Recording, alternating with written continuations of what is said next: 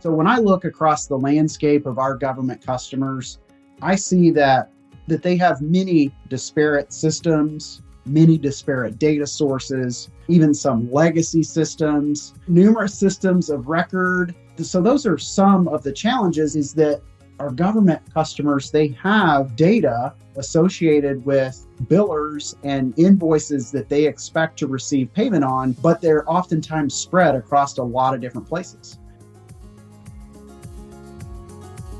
From Tyler Technologies, it's the Tyler Tech Podcast, your source for insightful conversations with thought leaders addressing the pressing issues in our communities. I'm Josh Henderson, and I'm on the corporate marketing team here at Tyler. Thanks for joining us. In each episode, we dive into the essential topics shaping our society and shed light on the individuals, places, and technologies empowering the public sector. If you like what you hear, please consider giving us a 5-star rating and review, subscribing on Apple, Spotify, or wherever you listen to podcasts, and recommending the show to others.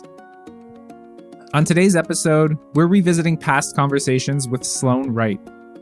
Sloane is the Senior Vice President of Payments here at Tyler Technologies and has over 2 decades of experience delivering payment solutions, helping to serve and shape all levels of government.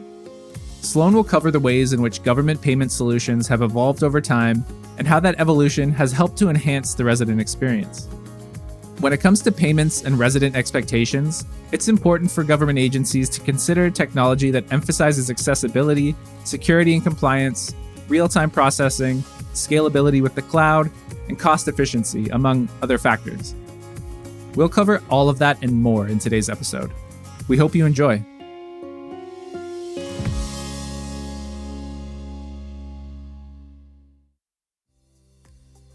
First up, Sloane is going to walk us through the definition of payments and how a resident might interact with various government payment channels.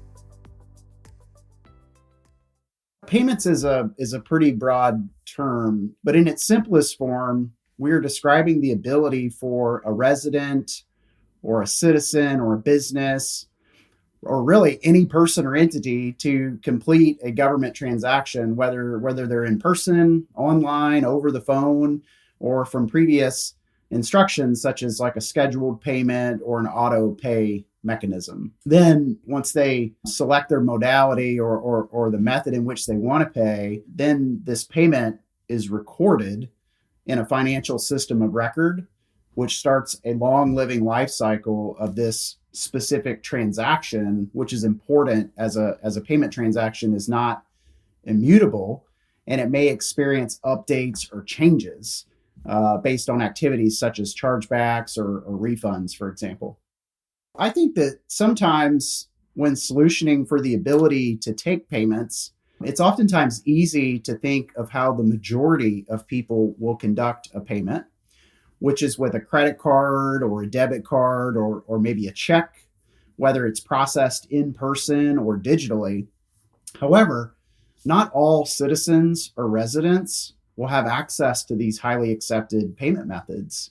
As a matter of fact, many people in the US may have difficulties in establishing a traditional bank account or opening a credit card, for instance.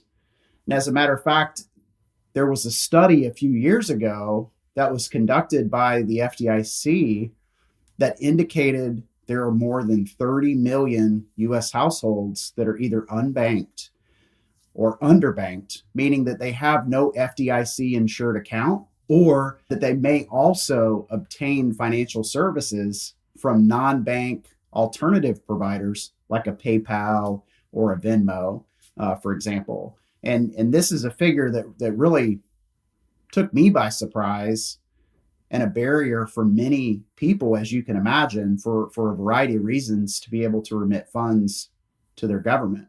You know, when transacting with government, there's usually only one authority to complete your transaction with. And so it's likely that these individuals have traditionally had to maybe adjust their schedules or miss work or find transportation or some other challenge to find their way to a brick and mortar location to conduct their business. In some cases, the individual may have to literally pay for a prepaid debit card so that they can conduct their transaction online, or They may have to buy a money order or some other instrument as they do not have a bank account like we talked about, right? I think this is an area that we can do better in to make sure we're finding ways to meet our citizens and our residents where they are and still find ways to provide them with conveniences in channels that may be more accessible to them. With so many different factors at play and understanding the importance of closing the payments gap for unbanked and underbanked communities, Sloane believes governments need to be committed to innovative, purpose-built capabilities for their residents. But of course, there are specific challenges that go along with that. I think, the payment space is continuously evolving right now. And in my opinion, we're seeing some of the most movement with the ways that customers are wanting to make payments. And to expand on that a little bit, cash is very much alive and well. And this probably resonates with many of our listeners who may have oversight of branch offices that serve the public. I think this is probably an area that does cause our government offices to still have legacy cash practices where they've got so many stations set up with team members who have cash drawers and they can take these customers in and those types of things. But this is one area where our government partners, they do have the ability to outsource some of the cash that typically would be flowing in to their offices. But what if there was a way to leverage a larger network to take that cash in and the government still gets receipt of those funds just like they would if it was a credit card or any other method? I think it goes without saying, but just through this discussion too, managing cash comes with its own set of challenges. As I was kind of thinking through this and our focus on the government segment, 4 kind of main themes came to mind. And the first one of those is really around technology. So when I look across the landscape of our government customers, I see that they have many disparate systems, many disparate data sources, even some legacy systems, numerous systems of record. So those are some of the challenges, is that our government customers, they have data associated with billers and invoices that they expect to receive payment on, but they're oftentimes spread across a lot of different places. I also feel like some of the challenges are, it's not just online, right? Yes, you can take payment online potentially, but you also have in-person payment acceptance challenges. And then I would even throw in IVR. So that's a solution where you can essentially dial in via phone line and you work with an automated solution to make your payment, as well as many of our government customers still support things like mail order type scenarios where you may mail in your bill, when it becomes due. So those provide some technology challenges, even though it's mail, right? And then the last thing I'm thinking about in technology as a challenge is the emerging payments space. So emerging payment methods and the constant flux with technology. So, if you want to offer Apple Pay, there's work that has to be done to be able to present Apple Pay to your customers. Or if you want to offer PayPal, there's work that has to be done there. So those feel like challenges in the tech space. The next area that really strikes me as presenting challenges is reconciliation. Taking in the money is really only part of the battle. You also need the ability to track the entire life cycle of a transaction. And that often means that it is a living order until several months after that initial interaction with that customer. And just to kind of level set with everybody, this is because there is the ability for a user to issue a chargeback. So maybe they don't remember that they made this charge. Maybe somebody else in their household made the charge, and the person receiving the credit card statement doesn't recognize that. But the card networks provide the ability for this chargeback process. And so you have to allot for that, as well as maybe more typical scenarios would be refunds. If a refund needs to be issued, that's still a living order. And the same thing with returns. So reconciliation really felt like a challenge in the government space for me when it comes to payments. And then the last kind of big bucket theme that struck me is needing some space on our podcast here as a challenge is around PCI. So this is the payment card industry compliance standards that are set and put out by all of the card networks. And PCI is everyone's concern. And sometimes that can be very scary, especially for a government customer who may not be staffed to take on this big compliance and security burden. Stay tuned. We'll be right back with more of the Tyler Tech Podcast. I hope you're enjoying listening to this episode of the Tyler Tech Podcast. Hey, podcast listeners. My name is Jade Champion, and I'm here with Brianna Case to tell you about Tyler's annual user conference, Tyler Connect.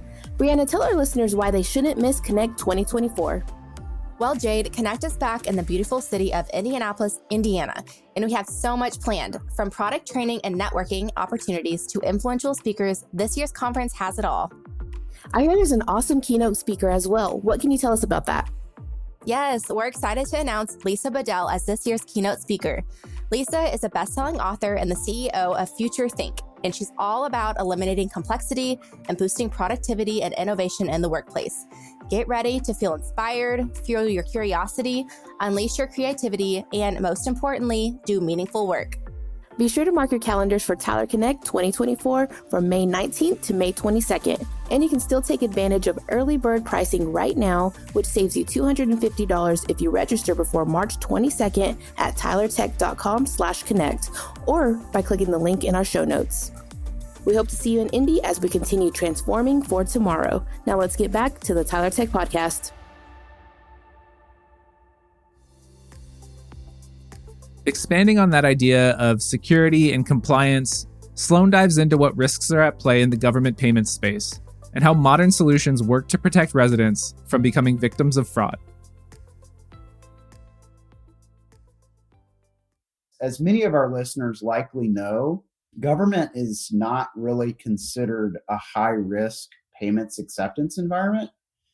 That said, we do see our share of pockets of bad actor activity. This is why legacy technologies like address verification and card verification values, the little CVV code, this is why those are so critical. I called these legacy because these are really table stake values that help us combat fraud rather than cause friction to the user. What if we were able to leverage the power of machine learning to help us model normal behavior and anomalies, as well as be able to make predictions about transactions that might need a second look by a member of the government agency's team prior to fulfilling an order? Or perhaps even better, layer in some artificial intelligence that asks the user to further prove who they are before we allow the transaction to be complete. Coupled with the power of the cloud, we have solidified a design partner from one of our largest state government partners to help us understand exactly how they are currently identifying and mitigating fraud in their state by leveraging their workforce team members. We hope to learn from this design partnership and implement, the foundational solutions to provide these capabilities to any of our clients and our listeners here who are seeing increased bad actor activity. And that's it for today's episode. Many thanks to Sloane Wright for all the helpful insights. Electronic cloud-based payment adoption makes it easier for public sector agencies to accept online and over-the-counter payments for bills, fees, tickets, fines, and much more. For more recommendations on how to streamline payments and improve the user experience, check out the links in our show notes for some helpful resources. Tyler Technologies creates solutions made for the public sector and has experts with government experience ready to support you on your journey. I hope you're excited about what the future holds, and will reach out to us at podcast@tylertech.com to connect with a subject matter expert if you'd like to learn more. And whether it's payment channels and state systems, or modernizing your digital infrastructure, or something else entirely, we want to hear from you about what you'd enjoy hearing more of and how we can make the Tyler Tech podcast even better. Fill out our audience survey in the show notes today to let us know how you heard about the show and your ideas for future episodes. And don't forget to leave a rating and review wherever you get your podcasts. For Tyler Technologies, I'm Josh Henderson. Thanks for joining the Tyler Tech podcast.